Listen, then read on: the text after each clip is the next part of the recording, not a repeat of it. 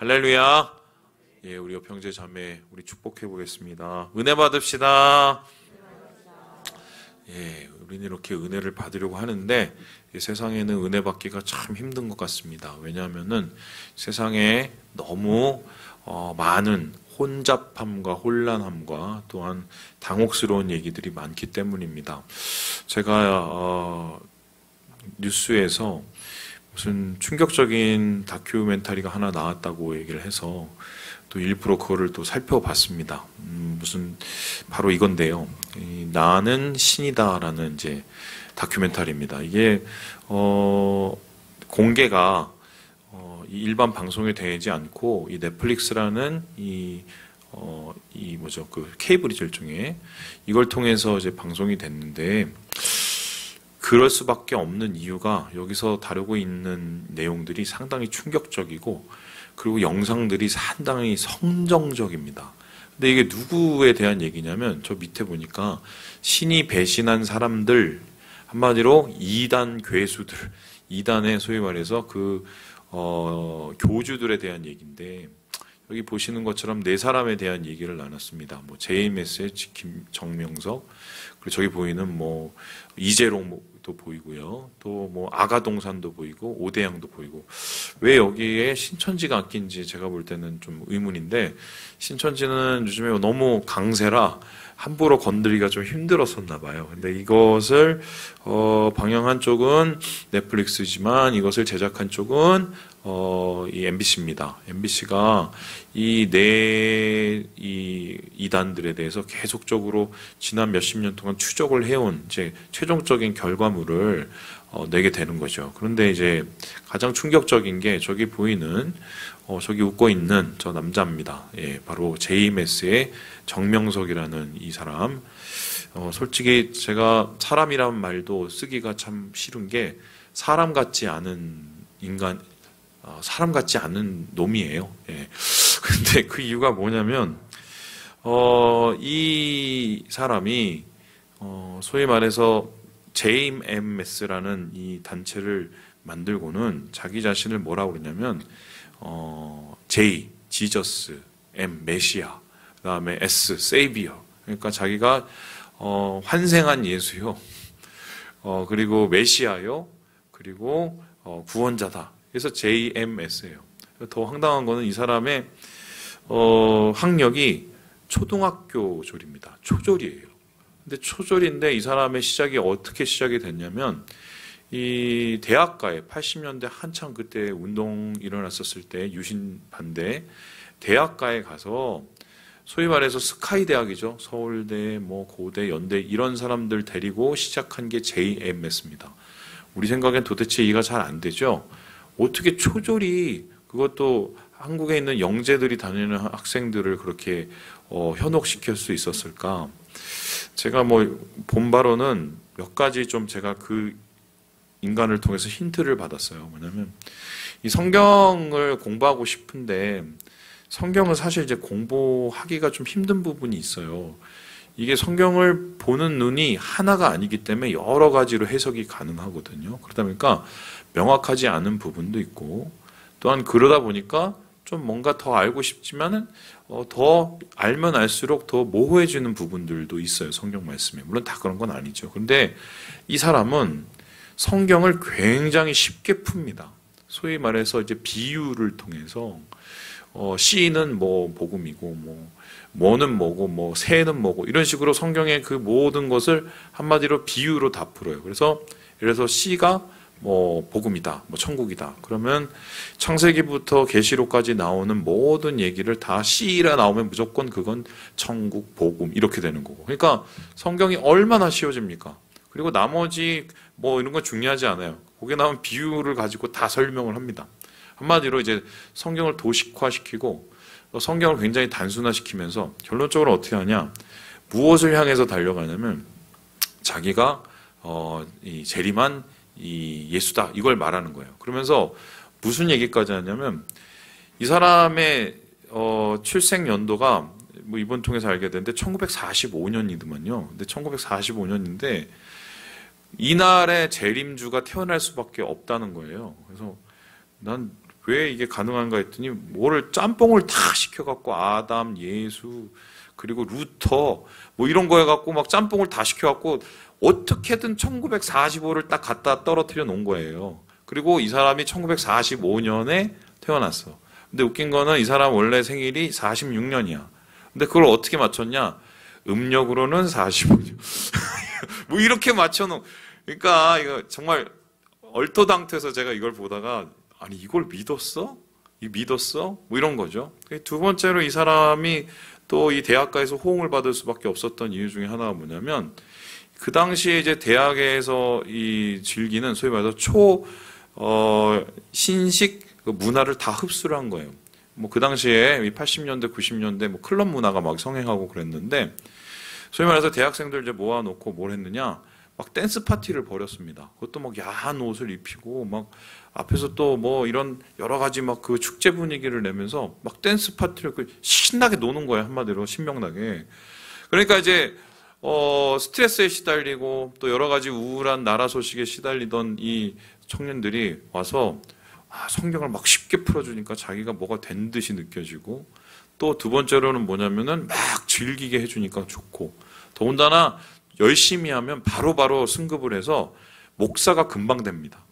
그래서 여기는 뭐 몇 년 과정도 없어요. 그 JMS 그 교주의 마음에 들면 바로 목사로 뛸 수 있는 한마디로 이제 이 엄청난 이 소위 말해서 이 계급 시스템을 이제 가지고 있는 거예요. 이제 거기까지 보면서 야, 기가 막히네 그랬어요. 그런데 중요한 거는 이 사람이 몇 년이 지나면서 소위 말해서 이게 한 3만 명에 이르기 시작하면서 본색이 드러나기 시작합니다. 이제 그 본색이 뭐냐면 다음과 같은 건데요. 이 JMS 이 교주죠. 성폭행을 하기 시작을 해요. 성폭행을. 그래서 이 사람의 이 목표가 뭐냐면 10,000명의 여자들과 성적인 행위를 하는 겁니다. 성행위를. 그래서 실제로 몇천 명을 한 것 같아요. 보니까 그렇게 많이. 그리고 주위에는 항상 야한 옷을 입고 키가 170cm 넘는 사람들만 데리고 다닙니다. 여자를 이제 포섭을 하거나 전도자를 포섭할 때 170 이상의 미모의 아이들은 무조건 무슨 수를 써서라도 데리고 오게 만들었어요. 그렇게 데리고 와서 뭘 했느냐? 소위 말해서 집에 자기가 있는 집에 궁전이라고 그래요. 그걸 또 무슨 푸른 기와집? 한마디로 무슨 저는 이게 뭐죠? 그 돼지갈비집인 줄 알았는데 거기 부르더니 소위 말해서 그 짓거리를 한 거예요. 그러면 우리 생각에 아니 어떻게 그렇게 당하고 수백 명이 그걸 그렇게 견딜 수 있느냐? 단어 하나 때문이었는데 바로 신부라는 단어였기 때문이었습니다. 신부라는 단어. 심지어 홍콩에서 온 아이 얘도 미성년이었어요. 그리고 호주에서 온 외국인 그 아이들한테 뭐라고 세뇌를 시켰냐면 너는 신부다. 나는 선생이고 나는 주님이다. 그래서 너는 주님의 신부다. 주님의 신부는 어떻게 해요? 주님을 사랑하고 섬겨야 된다. 그러니까 너하고 나하고는 한마디로 그렇고 그런 관계가 돼야 된다. 이렇게 설득을 한 겁니다. 그런데 신기한 게 성경의 모든 것은 다 비유로 푸는데 이 그리스도의 신부는 비유로 안 풀고 직접적으로 풉니다. 이게 되게 웃긴데 중요한 건 이 말에 모두가 다 그런 행위들의 충격을 받고 막 굉장히 불쾌해하지만 다 넘어갔다는 거예요. 그리고 이 피해자가 가해자가 돼버립니다. 이 악순환이 돌아가면서 심지어 이 사람이 나중에 뭐 홍콩으로 갔다가 중국으로 막 도망가고 뭐 하는데 그 상간에서도 계속해서 그런 일이 벌어지고 심지어는 나중에 중국 공안한테 붙잡혀서 한국에서 10년 동안 징역살이를 했는데도 징역살이 하고 나와서도 또 그렇게 범죄를 저지른 거예요. 아니 목사님 어떻게 그렇게 바보같이 당하고만 있습니까? 이 성범죄로 감옥에 들어갔을 때조차 이 사람들이 뭐라고 생각을 했냐면 예수님이 고난받으시지 지금 고난을 받고 계신다. 우리를 구원하시기 위해서. 그 말에 다 넘어가고 심지어는 그 후에 있는 모든 과정 속에서도 얼토당토하게 진짜 예수님과 자기를 동급화시키면서 이렇게 넘어가는 거예요. 제가 알기로는 신천지도 거의 비슷하거든요. 그래서 제가 이 정명석이라는 이 사람을 추적해 보려고 또 까보기 시작했습니다. 까봤더니 정명석 사이트가 아직 남아 있더라고요. 이 정명석 사이트에 가 보니까 이 탑 이 면에 뭐가 있냐면 이런 게 있었습니다. 보여주시죠. 신부 단장에 대한 이야기가 나와요. 우리는 결혼식을 하는 신부는 단장을 한다. 그리고 여기 보면 이 노란 데에 뭐라고 있었으면 하나님의 사랑의 대상이 되길 축복합니다. 여기서 말하는 사랑은 육체적인 사랑이에요. 결론은 정명석과 함께하는 이 얘기를 진리처럼 받아들인 거예요. 그래서 그 당한 사람들한테, 피해자한테 물어봤어요. 아니, 이게 말도 안 되는 일을 왜 그렇게 당하면서도 그대로 가만히 있었냐. 두 가지 이유였는데, 첫 번째는 자기하고의 그런 것들을 회피하면은 지옥에 간다고 얘기를 했대요. 그리고 두 번째는 뭐냐면, 만일에 네가 여기서 떠나면은 니네 집안이 망하고 가만히 안 둔다고 협박을 했다는 거예요. 그러니까 협박과 회유와 여러 가지의 세뇌 과정을 통해서 이 사람들은 정말 이 순결한 신부가 되기 위해서 노력을 한 거예요. 그 할아버지하고. 그런데 결론적으로는 이런 상황이 비극으로 끝나게 되는 거죠.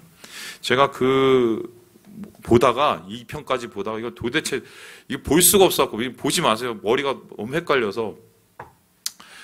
기억나는 게 하나가 있었어요. 이제 뭐냐면, 거기에 이제 소위 말해서 90년생 되게 어린 친구예요. 근데 이 친구가 소위 말해서 그런 이제 봉변을 당한 다음에 울면서 기도를 했대요. 자기가 도대체 이게 감당이 안 되는데, 하나님, 제가 선생님을, 주님을 정말 사랑할 수 있도록 제 마음을 바꿔주세요.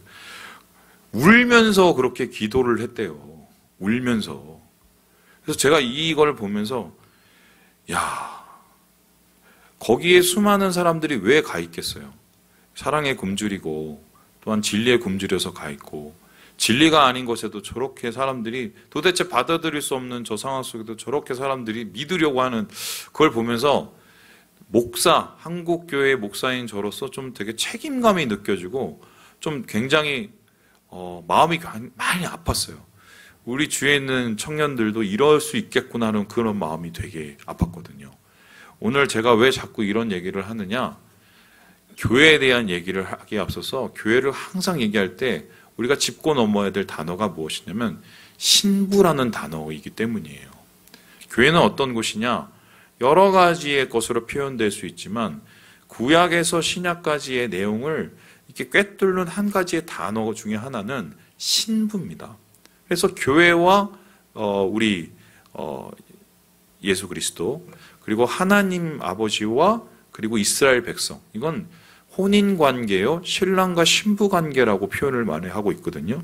그 대표적인 게 에베소서 5장 말씀입니다. 우리 같이 한번 읽어보도록 하지요. 시작.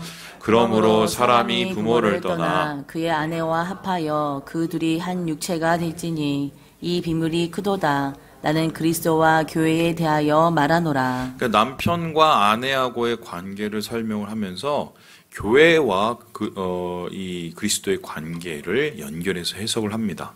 그래서 이 비밀이 크도다라고 했었을 때 한마디로 교회와 예수님과의 관계가 신부와 신랑, 부인과 남편과의 관계하고 같은 원리다라고 이야기를 하고 있어요. 그래서 실제적으로 이러한 표현들은요, 구약서부터 계속적으로 이어지고, 여러분 잘 아시는 그 아가서도 사랑의 이야기지만 그것을 교회와 하나님의 관계로 풀기도 합니다. 자, 그렇다면은 왜 이러한 여러 가지 위험성이 있음에도 불구하고 성경은, 하나님은 교회와 우리 주님의 관계, 예수 그리스도의 관계를 신부와 신랑의 관계로, 혼인의 관계로 풀까? 여기에는 여러 가지의 비밀이 숨겨져 있는데요. 찾아보다가 이게 참 재밌을 것 같아서 하나를 발견했어요. 뭐냐면 예수님의 사역도 사실은 신랑과 신부, 결혼의 관계로 풀어낼 수 있어요. 이게 이제 유머세 목사님이 얘기한 건데요. 한번 보여주시죠. 이 유대의 결혼식을 보면 이 세 가지의 과정을 통해서 이루어집니다. 뭐냐면은 신랑 신부가 먼저 만나서 정혼, 그러니까 약혼식을 합니다. 근데 그냥 약혼식을 하는 게 아니라 신랑이 될 사람이 어떤 신부가 마음에 들면요, 뭘 하냐면 일주일 동안 아버지한테 돈을 얻어갖고 잔치를 벌여요. 잔치를. 그래서 친구들하고 혹은 그 친구들의 친구 또 이런저런 사람들을 초청을 합니다. 가족들을 초청을 해서 그렇게 잔치를 베풀고 그 잔치의 맨 마지막에 뭐냐면 포도주를 한 잔을 가지고 옵니다. 그래서 포도주를 한 잔을 갖고 와서 자기가 결혼하고 싶은 신부 앞에 그 포도주를 놓습니다. 그러면 그 신부가 그 포도주를 보고 마시면 약혼의 관계로 시작이 되는 거예요. 그런데 그걸 안 마시면 까인 겁니다. 그래서 이것을 어떻게 해석하냐면 예수님께서 이 땅에 오셔서 제일 먼저 행하신 기적이 무슨 기적인지 혹시 아세요? 가나의 혼인잔치죠. 혼인잔치에서 예수님이 어떤 기적을 먼저 베푸셨습니까? 물이 포도주가 되는. 그러니까 신랑 될 사람이 신부를 찾기 위해서 잔치를 열린 것처럼 지금 예수님께서 자신의 혼인잔치에 올 신부들을 초청하기 위해서 예수님이 그 잔치를 시작하신 거죠. 그리고 예수님께서 제일 마지막 세상을 떠나가고 십자가에 달리시기 전에 제자들과 함께 모여서 무엇을 나누셨습니까? 떡과 포도주를 나눴습니다. 그래서 그 포도주를 나누면서 그것을 마시면서 뭐라고 했습니까? 이것을 먹어야 바로 너희와 나는 한 몸이 된다고 얘기를 하셨어요. 그걸 우리가 지금 되풀이하고 있는 게 성만찬입니다. 그래서 예수님께서 이 땅에서의 사역은 자기와 혼인할 신부들을 찾아서 모으고 정혼하는 과정이라고 이 학자들이 이야기를 합니다. 그리고 나서 주님께서는 마지막에 포도주를 우리에게 하시고 마시게 하셨죠. 그리고 예수님께서는 실제적으로 그 포도주가 자기의 피로 변화되어서 피를 십자가에서 다 흘리시고 그것 때문에 우리를 살리시는 한마디로 구원을 이루십니다. 그 구원을 이루신 다음에 우리가 신랑 대신 예수님과 쭉 계속 사는 게 아니라 어떻습니까? 예수님이 지금 우리를 떠나 계십니다. 혼인도 마찬가지인데 유대인의 혼인 관계에서 정혼을 하면 그 다음에 1년 내지 2년의 기간 동안을 떨어져 있습니다. 그때 어떤 일이 일어나냐 보여주시죠. 집을 준비합니다.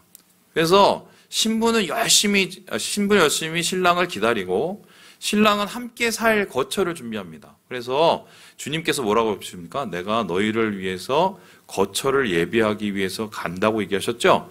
그래서 주님께서는 지금 신부된 우리 교회, 이 땅의 그리스도인들을 위한 거처, 주님의 나라를 만들기 위해서 지금 올라가 계신 거예요. 그리고 장차 1, 2년이 지나게 되면은 유대인들은 이 혼인을 완성하게 되는데요. 신랑이 옵니다. 신랑이 오고 또 신랑을 맞이하기 위해서 신부가 기다립니다. 그래서 거대한 혼인식이 이루어질 때 어떻게 됩니까? 그때 한 가지를 준비하는데요. 이거는 한마디로 결혼 서약서라고 그래요. 이 케프바라고 그러는데 이 결혼 서약서에 이거를 정혼식 때 주는 데도 있고 이날 주는 데도 있는데 사인을 합니다. 그때 사인을 하면 자기 이름을 쓰죠. 자기 이름을 쓰면 완전한 혼인 관계가 성립이 되고 신랑은 신부를 완전히 책임져야 되는 거예요. 우리가 주님이 오시는 그 재림의 시간에 우린 기다리죠. 그때 주님께서 우리를 생명책에 우리의 이름을 적으시죠. 그래서 예수님의 모든 사역을 혼인, 주님과 이 교회하고 혼인으로 풀 수 있는 이런 거예요. 그래서 교회는 곧 예수 그리스도의 신부가 되는 그 과정 속에 있다. 이렇게 얘기해도 과언이 아니겠습니다. 자, 그렇다면은 이러한 그리스도의 신부로서 우리가 주님과의 결혼을 준비하면서 이 그리스도의 신부인 교회가 꼭 필요하고 꼭 준비해야 될 것은 무엇일까? 저는 오늘 여러분하고 이것을 살펴보려고 하는데요. 이 첫 번째는 다음과 같습니다. 우리 같이 한번 읽어볼까요? 시작. 사랑. 교회가 그리스도와의 관계에서 꼭 필요한 것은 무엇입니까? 신랑이신 예수 그리스도를 사랑하는 마음입니다. 우리 함께 예레미야서 2장 말씀을 같이 한번 읽어보도록 하지요. 시작. 가서 예루살렘의 귀에 외칠지니라. 여호와께서 이와 같이 말씀하시기를 내가 너를 위하여 내 청년의 때의 인애와 내 신혼의 때의 사랑을 기억하노니 곧 씨 뿌리지 못하는 땅 그 광야에서 나를 따랐음이니라. 하나님께서 예레미야를 통해서 광야에서의 이스라엘의 기억을 뭐라고 얘기하냐면 신혼의 때라고 얘기합니다.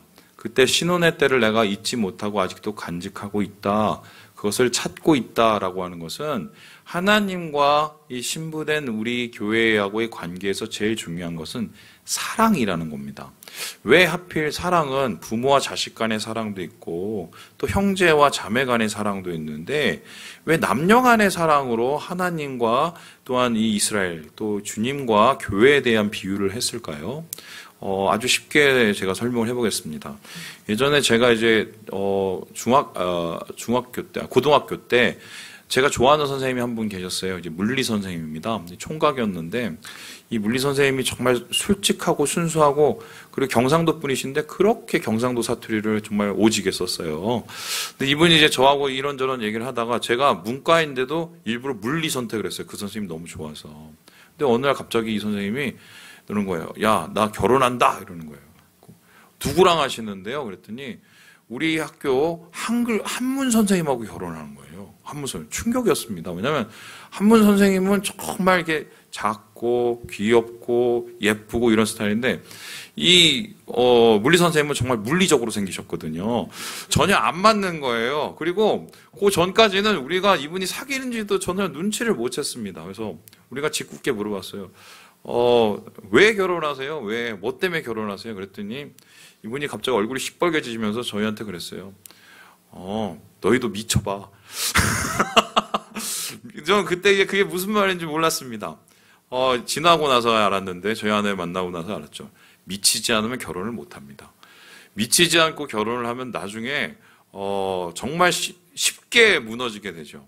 미쳐서 결혼해도 나중에 무너지는데 미치지 않고 결혼하는데 어떻게 그게 가능합니까? 왜냐하면 문화도 다르지요. 살아온 방법도 다르지요. 여러 가지의 생활도 다르지요.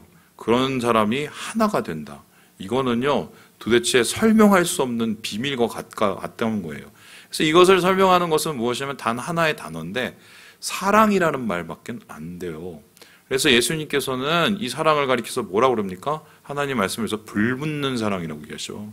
아가서에서 불이라고 해요. 꺼지지 않는 불.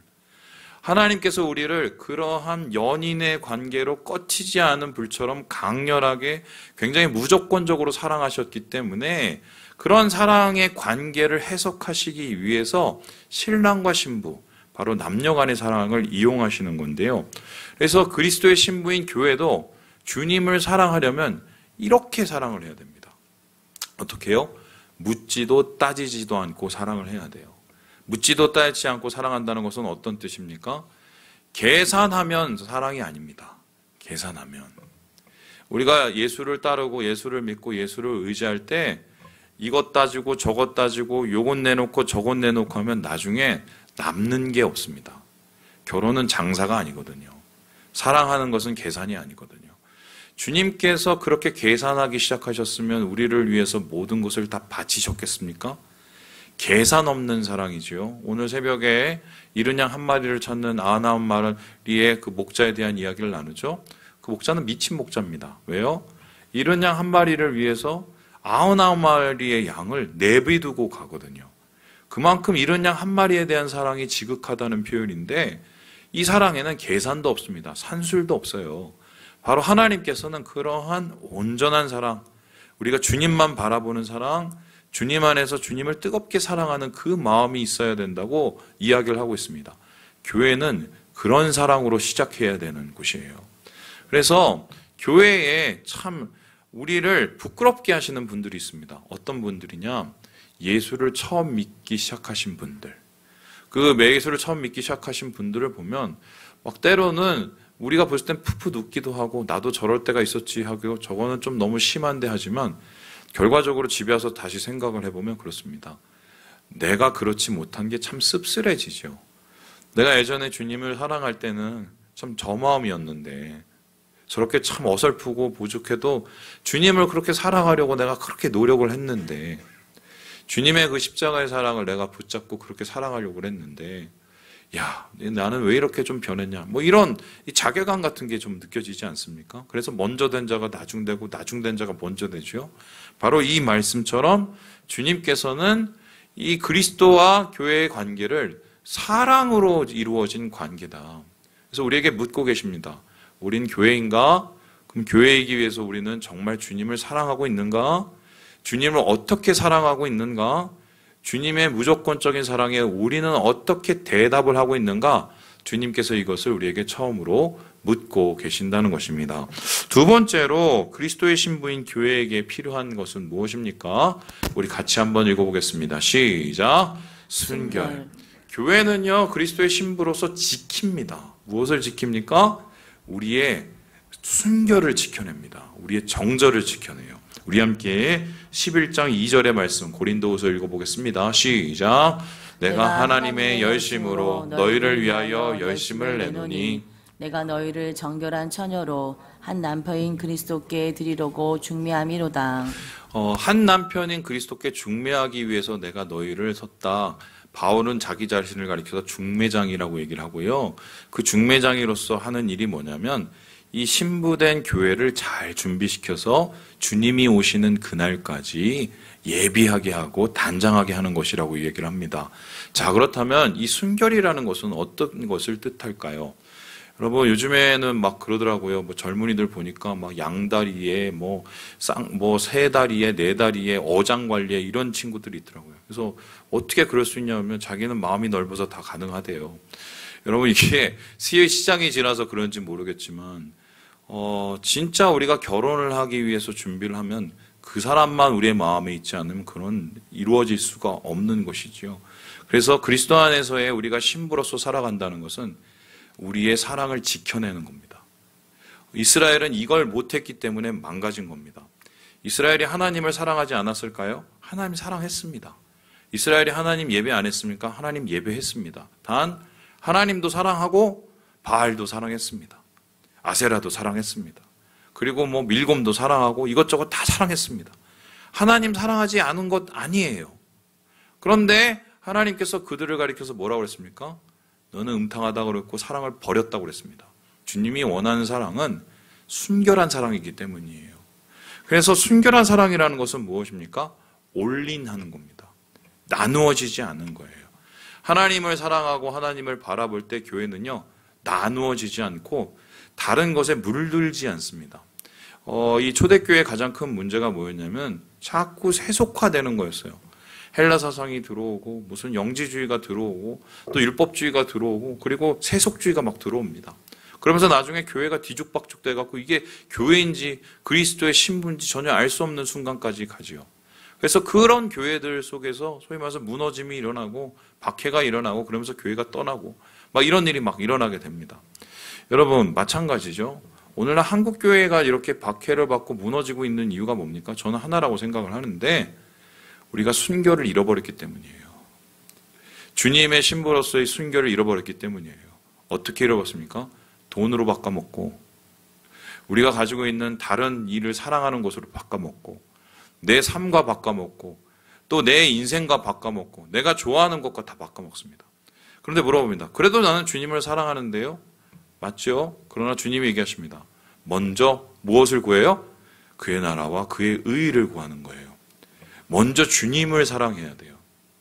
주님을 사랑해야 이 모든 것을 더해 주신다고 말씀하십니다. 그래서 주님께서 우리를 교회로 삼으시고 우리 교회에게 순결을 원하시는 이유는 하나님에 대한 온전한 나누어지지 않음을 원하시기 때문에 우리를 그리스도의 신부라고 이야기하고 계시는 것입니다. 마지막으로 그렇다면 그리스도의 신부인 교회에게 필요한 것은 무엇일까? 우리 같이 한번 읽어보겠습니다. 시작. 인내. 사랑이 필요합니다. 또 사랑을 지켜내는 순결이 필요합니다. 그리고요, 기다리는 인내. 이 우리 신랑 대신 이 그리스도를 기다리는 인내가 필요한데요. 우리 함께 계시록 19장 말씀 같이 한번 읽어보겠습니다. 시작. 우리가 즐거워하고 크게 기뻐하며 그에게 영광을 돌리세. 어린 양의 혼인 기약이 이르렀고 그의 아내가 자신을 준비하였으므로. 계시록을 한마디로 표현하면 무엇입니까? 기다려라, 참아라, 견뎌라입니다. 기다리고 참고 견디기가 힘든 세상이기 때문에 그렇습니다. 분명히 주님 오신다고 그랬는데 주님 오실 때가 점점 멀어지고 우리의 생각으로는 더 보이지 않고 오히려 예수 믿기가 점점 힘들어지는 세상이 오기 때문에 주님께서는 이 계시록의 말씀을 통해서 기다려라, 견뎌라, 이겨내라 라고 말씀하시기 위해서 이 말씀을 주시는 거예요. 특별히 주님께서는 이렇게 기다리는 사람, 하나님의 신부로서, 그리스도의 신부로서 기다리는 사람을 위해서 준비한 혼인 잔치를 이야기하고 계시는데요. 오늘 말씀처럼 즐거워하고 기뻐함이 넘치고, 그리고 어린 양의 혼인 기약이 이르렀고, 그의 아내를 위해서 준비하였고 계획한 모든 것을 주님께서 끄집어내시면서, 그러면서 이 참된 신부로서의 인내를 주님께서 찾고 계신다는 것을 말씀을 통해서 이야기하고 있는 것입니다. 그래서 이에 대해서 유모세 목사님이 이렇게 얘기하고 계세요. 우리 같이 한번 읽어보도록 하죠. 시작. 모든 그리스도인들은 예수 그리스도와 정혼한 신부다. 다시 말해 예수님의 약혼녀다. 이것은 그리스도인들이 흔들릴 수 없는 정체성이다. 그러므로 우리의 궁극적인 소원은 신랑 되신 예수님과 결혼하는 것이다. 예수님이 다시 오시는 그날, 곧 재림의 날은 모든 그리스도인들이 기다리는 결혼식이 이루어지는 날이 될 것이다. 이 날에 대한 소망이 없으면 기다릴 수가 없습니다. 주님이 오신다는 확신이 없으면 절대로 기다릴 수 없습니다. 주님이 오실 때 우리의 이름을 불러주시고 우리의 눈물을 닦아주시고 우리를 주님께서 세워주실 것이라는 그런 약속을 믿지 않으면 절대로 기다릴 수가 없습니다. 그래서요, 교회는요, 이러한 믿음과 소망과 사랑이 넘치는 곳이 되어야 돼요. 그래야 기다릴 수 있습니다. 안 그러면 기다리지 못해요. 얼마나 힘든 일이 많습니까? 얼마나 우리의 믿음을, 우리의 신앙을 무너뜨리는 것이 많습니까?